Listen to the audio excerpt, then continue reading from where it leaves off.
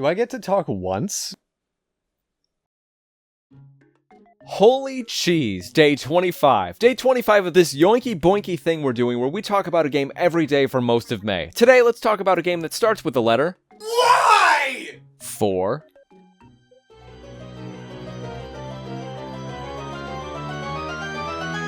Ys 8 Lacrimosa of Dana. Please don't get on me about pronunciation. I am simply too exhausted by this point to argue. Now then, Ys 8. I remember the exact moment this game settled into my soul as one of the best gaming experiences I have ever had. It was a buildup of events. Several months before knowing the game existed, I discovered Ys the Othin Felgana's soundtrack on YouTube. It opened me up to this world of epic rock music that still conveyed a sense of adventure as well as danger through the track Valestein Castle. The castle was meant to be explored, but JDK Band made this music in a way that never made it feel hastened. You weren't doing this quickly, you were doing this at your own pace while the drums, electric guitar, and other instruments boomed in your ear. I was instantly in love with this. This serious, epic, awesome, enchanting, infectious track was my very first exposure to anything in the field of Ys or Nihon Falcom. Weeks later, Nintendo opened my eyes yet again. January 2018, in the middle of a Nintendo Direct Mini, there it was. The first time I had ever seen this game, that character, those characters, the world, the game that would become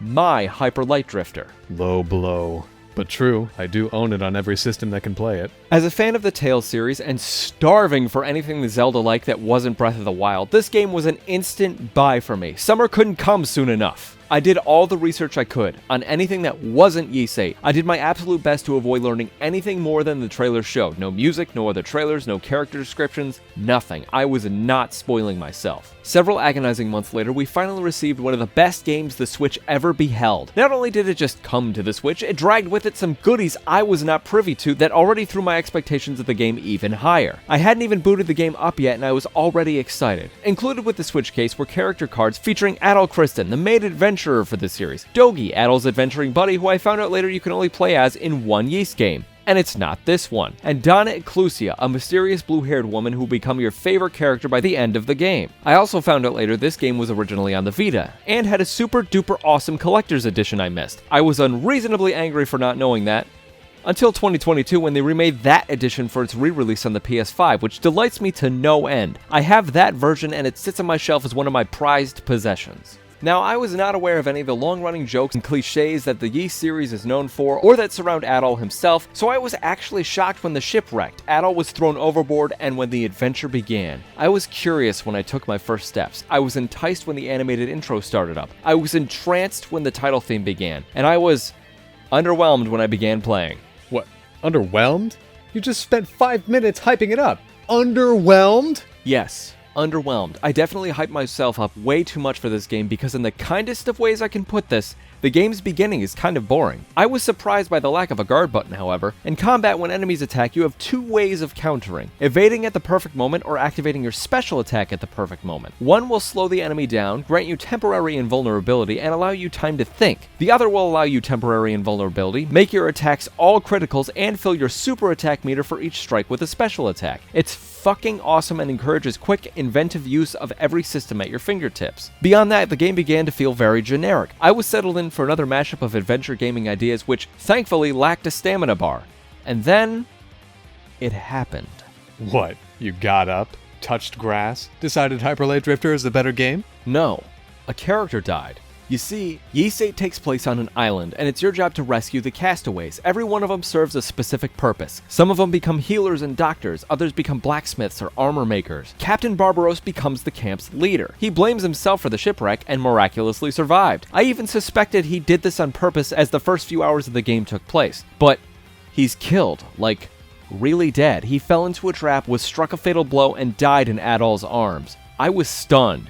It was at that moment Ys 8 settled into my soul. I had to find out what the fuck just happened. I had to get off the island. This band of castaways was no longer just that, they became survivors to me. I took the opportunity to begin being more thorough with map exploration, enemy fights, and item usage, because this game is now playing for fucking keeps. Are those dinning dinosaurs? Yes. This game will instantly force care and concern after the captain dies because you no longer have a strong, confident leader taking charge in the camp. He passes his leadership and dream of leaving the island to Adol, but he was the captain. He was an imposing stonewall character that would throw down his life before letting any castaway fall victim to anything. Then he did, and beyond that, dinosaurs showed up. But that's one of the beautiful things I found in Ys 8. This game proudly walks the line between fantasy setting, fantasy characters, and fantasy setting, believable characters, with the stories that connect and intertwine between the castaways and the fucking dinosaurs and their origin. You could believe a family would start in the middle of a tragedy, people would become full of disdain at their situation, and things would seem hopeless. On the other side of that, dinosaurs, scary squid monsters, giant terrifying plants, and an end-of-the-world scenario that only an anime could have pulled off believably at one point. Ys 8 caught me with its story, its gameplay, its exploration, its combat, and something I really wasn't expecting: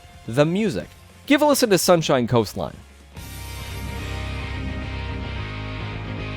This is the very first track you hear when you gain control. This is the first track you hear when you leave the castaway camp. This is the music that plays exploring this beach. It still makes my hair stand up on end. I think I would pay you all of my money to watch your hair stand up on end. This music still sends chills down my spine while exploring, fighting monsters, and opening treasure chests. I did not expect JDK Band to knock this out of the park like they did in Oath and Felghana. I don't know why I didn't expect that, but shit man, I was hooked. I was absolutely 100% in for whatever this game had. Everything and anything. I was no longer interested in completing every quest, fighting every boss, and satisfying this fat fuck. It became my career. This is the one game in the last decade or so of gaming that I will absolutely sit down and say, yeah, 60 hours is about average for this game, with no hint of sarcasm or ire, because that is exactly how long this game needed to be. This is exactly how long I wanted to be here. I didn't care how many mystical, magical things this game had. I don't care it forever destroyed my enjoyment of the word psyche, or how much I really dislike Hummel. I like his hat.